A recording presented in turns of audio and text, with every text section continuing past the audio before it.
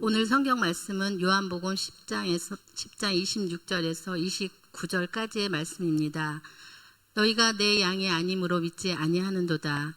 내 양은 내 음성을 들으며 나는 그들을 알며 그들은 나를 따르느니라.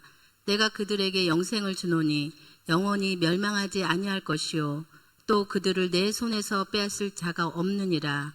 그들을 주신 내 아버지는 만물보다 크심에 아무도 아버지 손에서 빼앗을 수 없느니라. 아멘. 요즘 빨간색이세요? 파란색이세요? 무슨 말인지 아시겠습니까?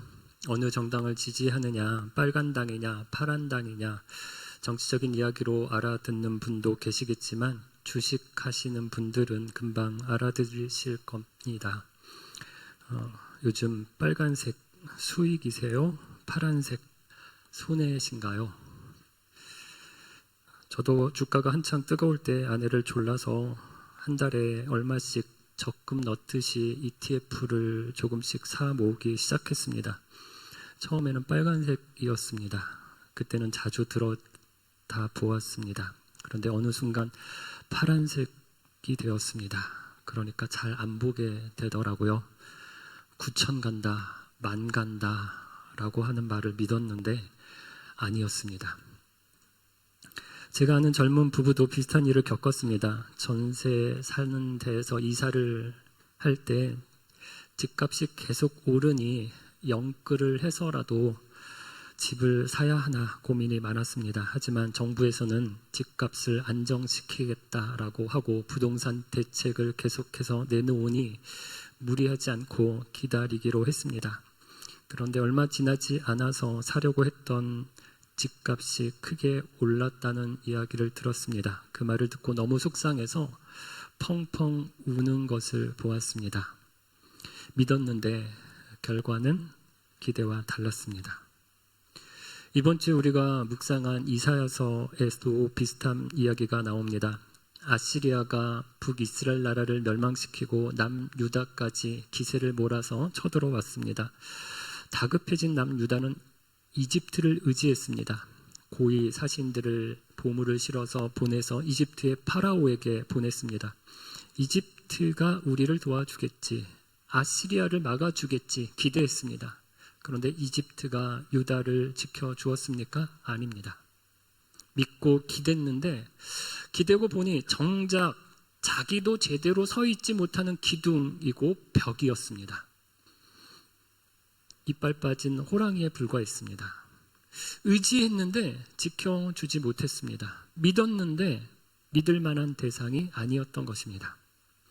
살다 보면 이런 일이 있습니다. 믿었던 사람이 실망시키고 믿었던 돈이 나를 지켜주지 못하고 믿었던 세상의 약속이 무너지는 것을 볼 때가 있습니다. 그런데 여러분, 만일 이런 일이 신앙에서도 일어난다면 어떻겠습니까? 평생을 예수님을 믿었습니다. 내 인생을 그분께 맡겼습니다. 그런데 마지막에 가보니 구원이 없습니다. 영생도 없고 천국도 없습니다. 우리가 믿었던 예수님이 우리를 끝까지 책임져 주지 않으신다면 이것보다 더 큰 낭패가 어디 있겠습니까? 전에 한 자매님이 제게 이런 말씀을 하셨습니다. 목사님, 지금은 제가 예수님을 잘 믿는 것 같은데 나중에 큰 고난을 당해서 믿음을 떠나면 어떻게 하죠? 가룟 유다처럼 예수님을 따르다가 결국 예수님을 배반하면, 버리게 되면 어떻게 하죠? 이런 걱정이 있었습니다. 어쩌면 이것은 그 자매님만의 질문이 아닐 것입니다. 우리에게도 이런 두려움이 있습니다. 지금은 믿지만 나중에도 내가 잘 믿을 수 있을까? 큰 어려움과 고난을 만나면 내 믿음이 무너지지 않을까? 내가 끝까지 주님을 붙잡지 못하면 어떻게 하지? 그런데 여러분, 오늘 예수님께서는 우리의 질문을 바꿔놓으십니다. 더 중요한 것은 내가 얼마나 강하게 주님을 붙잡고 있느냐가 아닙니다. 누가 나를 붙잡고 있느냐입니다. 내가 주님을 붙잡기 전에 주님이 나를 붙잡으셨습니다. 그래서 예수님께서 말씀하십니다. 아무도 그들을 내 손에서 빼앗을 수 없느니라. 내가 흔들릴 때에도 주님의 손은 흔들리지 않으십니다. 내 믿음이 약해질 때에도 우리 주님의 손은 약해지지 않으십니다. 주님의 손이 나를 붙잡고 계십니다. 오늘 본문에는 두 번 반복해서 나오는 말이 있습니다. 빼앗을 수 없느니라. 28절에도 나오고 29절에도 나옵니다. 그렇다면 왜 우리는 아무도 우리를 빼앗을 수 없을까요? 오늘 말씀에서 두 가지 이유를 살펴보겠습니다. 첫째, 주님은 우리를 놓지 않으십니다. 둘째, 주님은 우리를 빼앗기지도 않으십니다. 첫 번째부터 살펴보면 주님은 우리를 놓지 않으십니다. 지난주 살펴본 것처럼 오늘 말씀은 수전절의 성전에서 있었던 일입니다. 유대인들이 성전을 거니시는 예수님을 보고 그분에게 몰려와서 그분께 따져서 물었습니다. 당신이 언제까지 우리 마음을 의혹하게 하려 합니까? 당신이 그리스도라면 분명하게 맞다고 말해 주십시오. 유대인들이 기대했던 그리스도는 어떤 분입니까? 자신들을 로마의 지배에서 해방시켜줄 정치적 메시아였습니다. 마카비가 안티오쿠스의 지배에서 유대를 해방시켰던 것처럼, 성전을 청결하게 했던 것처럼 예수님도 그렇게 로마로부터 우리를 해방시켜 주시기를 기대했습니다. 그러나 예수님이 정말 그럴 만한 분이신지 확신하지 못했습니다. 그러나 예수님께서는 이미 자신이 충분히 말씀하셨다. 내가 여러 표적을 통해서 그것을 증명해 주셨다라고 말씀하셨습니다. 그런데도 불구하고 그들은 믿지 않았습니다. 왜 믿지 않았습니까? 예수님께서 그 이유를 26절에 이렇게 말씀하십니다. 너희가 내 양이 아니므로 믿지 아니하는도다. 여러분, 이 말씀의 순서를 눈여겨보십시오. 예수님은 너희가 믿지 않으니까 너희는 내 양이 아니야 라고 말씀하지 않으셨습니다. 너희가 내 양이 아니므로 내 말을 믿지 않는다라고 하셨습니다. 여기서 우리는 우리의 믿음보다 하나님의 은혜가 먼저라는 사실을 발견합니다. 내가 하나님을 붙잡은 것이 아닙니다. 하나님께서 나를 먼저 붙잡아 주셨습니다. 내가 하나님을 먼저 사랑한 것이 아닙니다. 하나님이 나를 먼저 아시고 나에게 오셔서 사랑을 주셨습니다. 그러므로 구원의 출발점은 내가 아닙니다. 하나님입니다. 성경은 이것을 하나님의 선택과 예정이라고 말씀합니다. 에베소서 1장 4에서 5절입니다. 곧 창세 전에 그리스도 안에서 우리를 택하사 우리로 사랑 안에서 그 앞에 거룩하고 흠이 없게 하시려고 그 기쁘신 뜻대로 우리를 예정하사 예수 그리스도로 말미암아 자기의 아들들이 되게 하셨으니 언제입니까? 창세 전. 내가 태어나기도 전입니다. 내가 무엇을 잘하거나 무엇을 잘못하기도 전입니다. 하나님께서 그 깊으신 뜻대로 우리를 사랑하시고 하나님의 아들, 하나님의 자녀로 삼으셨습니다. 여러분, 이것이 왜 중요합니까? 내가 시작한 구원이라면 내가 망칠 수도 있습니다. 그러나 하나님께서 시작하신 구원입니다. 내가 하나님을 먼저 붙잡은 것이 아닙니다. 하나님께서 나를 먼저 붙잡으셨습니다. 그러므로 우리의 구원은 내 믿음이 얼마나 강한가에 달려있지 않습니다. 나를 붙잡아 주시는 하나님이 얼마나 신실하신가에 달려있습니다. 그렇다고 하나님이 다 하셨으니까 나는 아무렇게나 살아도 된다라는 뜻은 아닙니다. 지난주 말씀에도 살펴보았지만 예수님의 양에게는 분명한 모습이 나타납니다. 27절입니다. 내 양은 내 음성을 들으며 나는 그들을 알며 그들은 나를 따르느니라.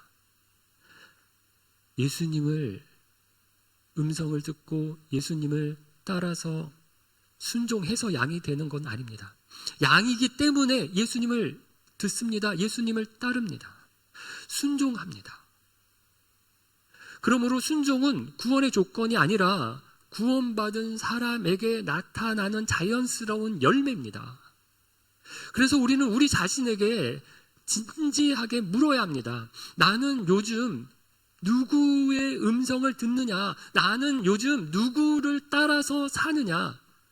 여러분, 우리가 하루에도 수많은 음성을 듣습니다. 돈의 소리도 듣고 성공의 소리도 듣습니다. 스마트폰을 열면 내가 좋아할 만한 이야기가 끝없이 이 안에서 나옵니다. 내 눈을, 내 시선을 붙듭니다. 유튜브를 보고 쇼츠를 보다가 보면 한두 시간 금방 지나갑니다. 그런데 문제는 주님의 음성을 듣는 데는 시간을 쓰지 않는다는 것입니다. 성경 한 장 읽는 것은 어렵습니다. 새벽 기도 음성 파일 13분을 내서 듣는 것이 아깝습니다. 하나님 앞에 앉아서 기도하는 몇 분을 내는 것은 어렵습니다. 여러분, 그 많은 음성 가운데 나는 주님의 음성을 얼마나 듣고 있습니까? 예수님의 양은 주님의 음성을 듣습니다. 그리고 그 음성을 따라갑니다.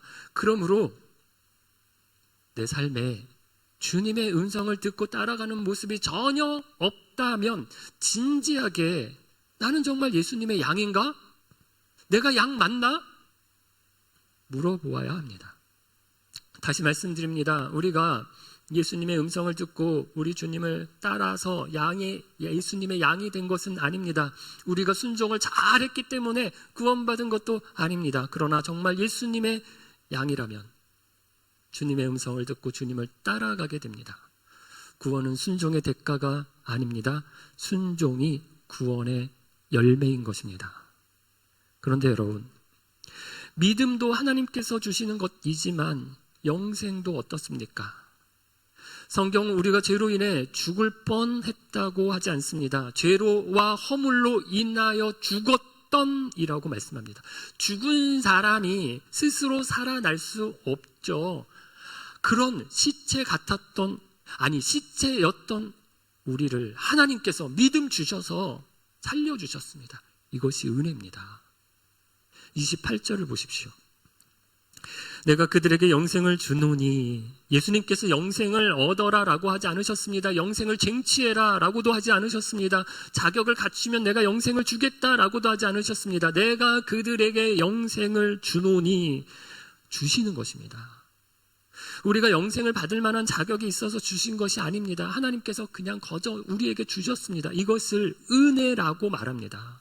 은혜는 내가 일을 해서 받아낸 것이 아닙니다. 일해서 받으면 월급이죠. 한 달 동안 열심히 일을 하고 월급을 받았습니다. 그러면 사장님한테 사장님 이번 달에도 큰 은혜를 베풀어 주셔서 감사합니다. 그렇게 하지 않습니다.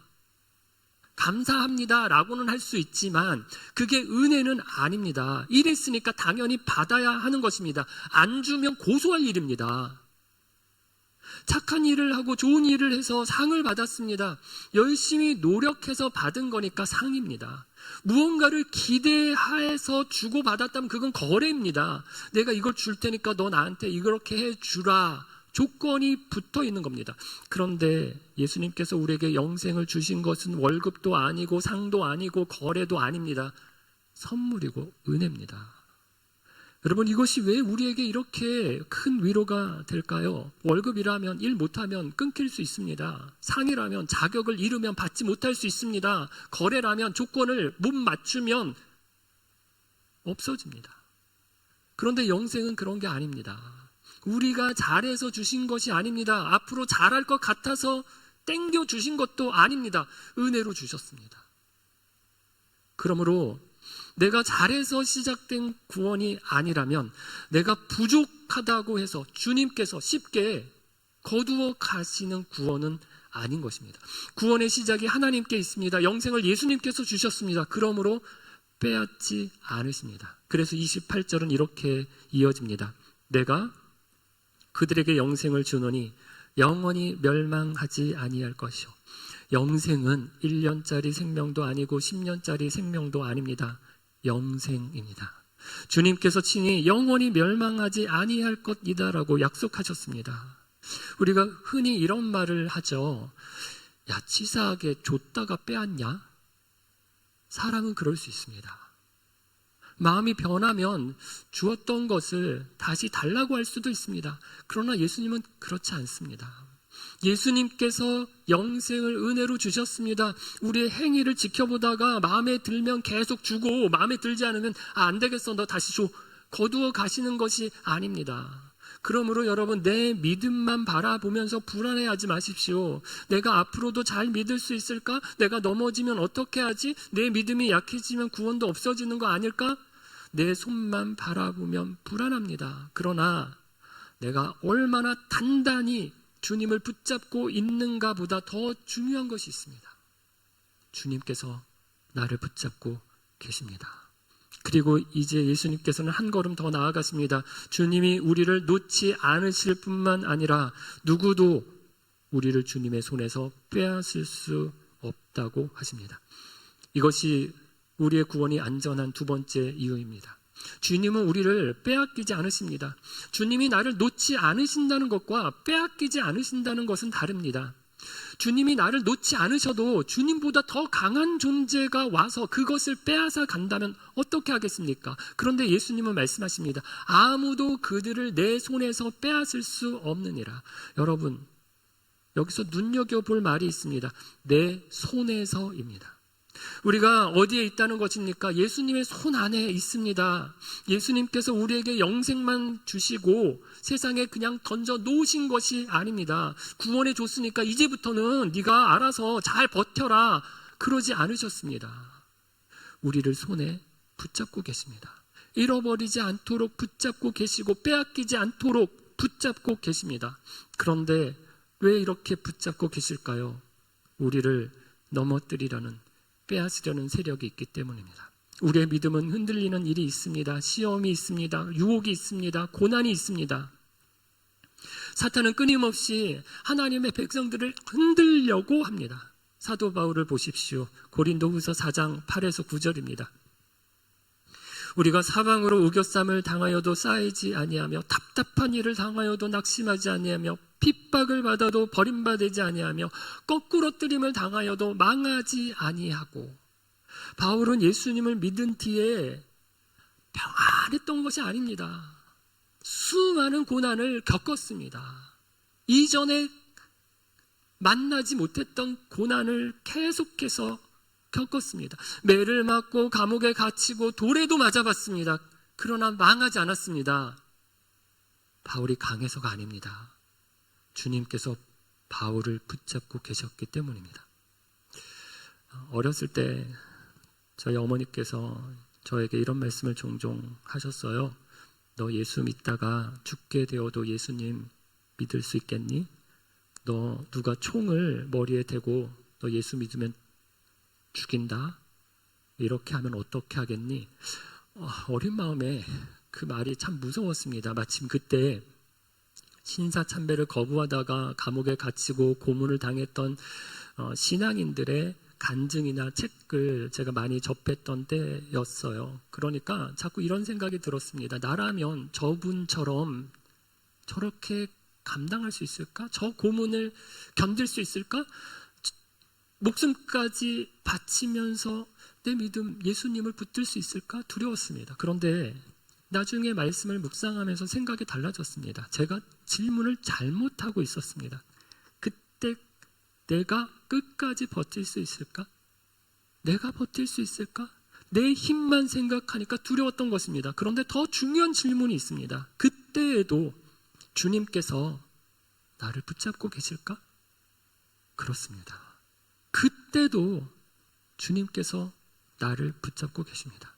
그때 필요한 믿음을 주십니다. 그때 필요한 힘을 주십니다. 그때 감당할 수 있는 용기를 우리 주님이 주십니다. 예수님께서 베드로에게도 그렇게 하셨습니다. 제자들이 풍랑을 만나 밤새 고생하고 있을 때 예수님께서 물 위를 걸어서 자기들에게 오는 것을 보았습니다. 베드로가 보고 너무 기뻤습니다. 그래서 한 걸음에 예수님을 향해서 달려나갔습니다. 그런데 거센 바람을 보는 순간 두려움이 밀려왔습니다. 발밑에는 시커먼 물이 있고 파도는 출렁거립니다. 믿음이 흔들렸습니다. 그리고 물속으로 빠져들기 시작했습니다. 베드로가 외쳤습니다. 주여 나를 구원하소서. 그때 예수님께서 어떻게 하셨습니까? 너 믿음도 없으면서 왜 여기 나왔니? 라고 바라만 보고 계시지 않으셨습니다. 즉시 손을 내밀어 베드로를 붙잡아 주셨습니다. 그럼 베드로는 빠졌습니다. 베드로는 믿음이 흔들렸습니다. 그러나 빠지는 베드로보다 더 빠른 것이 있습니다. 예수님의 손입니다. 베드로의 모습이 꼭 저와 여러분의 모습 같지 않습니까? 우리의 인생에도 바람이 불면 흔들립니다. 건강의 문제 앞에서 흔들리고, 자녀 문제 앞에서 흔들리고, 경제적인 어려움 앞에서도 흔들리고, 때로는 베드로처럼 빠질 수 있습니다. 깊은 수렁에, 절망에 빠져들 수 있습니다. 그러나 베드로의 믿음은 흔들렸어도 예수님의 손은 흔들리지 않으셨습니다. 베드로의 발은 물속으로 빠졌지만 예수님의 손은 그를 놓지 않으셨습니다. 우리도 흔들릴 수 있습니다. 우리도 넘어질 수 있습니다. 그러나 예수님은 실패하지 않으십니다. 내 손에는 힘이 빠질 수 있지만 나를 붙잡고 계신 우리 주님의 손에는 힘이 빠지지 않습니다. 그런데 더 놀라운 것은 이것이 전부가 아니라는 것입니다. 29절입니다. 그들을 주신 내 아버지는 만물보다 크심에 아무도 아버지 손에서 빼앗을 수 없느니라. 28절에서는 누구의 손입니까? 예수님의 손입니다. 29절에서는 누구의 손입니까? 아버지의 손입니다. 예수님께서 우리를 붙잡고 계시고 하나님 아버지께서도 우리를 붙잡고 계십니다. 마치 이중으로 잠가 놓은 것과 같습니다. 그런데 여러분, 이것은 단순히 잠금 장치가 2개라는 정도의 이야기가 아닙니다. 예수님께서 무엇이라고 말씀하십니까? 내 아버지는 만물보다 크심에 아버지보다 강한 존재가 없다는 말입니다. 여러분, 어린아이가 뭘 꼭 손에 쥐고 있다고 생각해 보십시오. 그 아이가 아무리 꼭 쥐고 있어도 어른이 마음만 먹으면 그 손에 있는 것을 빼앗을 수 있습니다. 아이의 손보다 어른의 힘이 더 강하기 때문입니다. 그러면 우리가 하나님의 손에 붙들려 있는데 우리를 거기서 빼앗으려면 어떻게 해야 합니까? 하나님보다 강해야 합니다. 그런 존재가 있습니까? 없습니다. 사탄이 하나님보다 강합니까? 아닙니다. 고난이 하나님보다 강합니까? 아닙니다. 죽음이 하나님보다 강합니까? 아닙니다. 돈이 하나님보다 강합니까? 아닙니다. 그 어떤 것도 하나님보다 강하지 않습니다. 그러므로 아무도 우리를 아버지 손에서 빼앗을 수 없습니다. 여러분, 이것이 우리의 구원이 안전한 이유입니다. 내가 강해서 안전한 것이 아닙니다. 나를 붙잡고 계신 분이 강하시기 때문에 안전한 것입니다. 사랑하는 빛소금 가족 여러분, 오늘 말씀을 정리하면 간단합니다. 주님은 우리에게 주신 구원을 빼앗지 않으십니다. 주님은 누구에게도 우리를 빼앗기지 않으십니다. 우리의 구원이 안전한 것은 우리가 믿음이 강해서가 아닙니다. 우리가 끝까지 잘 붙잡을 수 있어서도 아닙니다. 우리는 흔들릴 수 있습니다. 넘어질 수 있습니다. 믿음이 약해질 수도 있습니다. 그러나 주님은 흔들리지 않으십니다. 우리는 실패할 수 있지만 주님은 실패하지 않으십니다. 그러므로 내 믿음만 바라보며 불안해하지 마십시오. 내가 끝까지 잘 믿을 수 있을까? 어려움이 오면 내가 견딜 수 있을까? 내가 나중에 약해지면 어떻게 하지? 내 손만 바라보면 두렵습니다. 내 손이 아니라 나를 붙잡고 계신 우리 주님의 손을 바라보십시오. 그리고 지금 여러분이 붙들고 염려하는 것도 우리 주님 손에 맡겨드리십시오. 내 영혼도, 내 자녀도, 내 건강도, 내 앞날도, 내가 사놓은 주식도 그만 들여다보고, 어디서 내가 살지 고민은 되지만, 준비는 해야 하지만 그것도 우리 주님 손에 맡겨드리십시오. 내가 모든 것을 붙잡고 있어야 안전한 것이 아닙니다. 주님께서 나를 붙잡고 계십니다. 베드로가 물에 빠질 때에도 주님의 손이 있었습니다. 바울이 사방으로 우겨쌈을 당할 때에도 주님의 손이 있었습니다. 그리고 오늘 저와 여러분의 삶에도 우리 주님의 손이 저와 여러분을 붙들고 계십니다. 그러므로 사랑하는 여러분, 내 믿음의 크기를 바라보지 마십시오. 나를 붙잡고 계신 주님의 손을 바라보십시오. 내 믿음이 흔들릴 때에도 주님은 흔들리지 않으십니다. 내 손에는 힘이 빠질 수 있지만 주님의 손에는 힘이 빠지지 않습니다. 아무도 우리를 그 손에서 빼앗을 수 없습니다. 오늘도 우리 주님의 손을 믿으십시오. 그 손에 여러분의 인생을 맡기십시오. 그리고 주님의 음성 들으며 주님을 따라가십시오. 주님의 손이 나를 붙잡고 계십니다. 이 사실 믿고 주님 의지하며 살아가는 저와 여러분 되기를 주의 이름으로 축원합니다. 함께 찬양 드리겠습니다.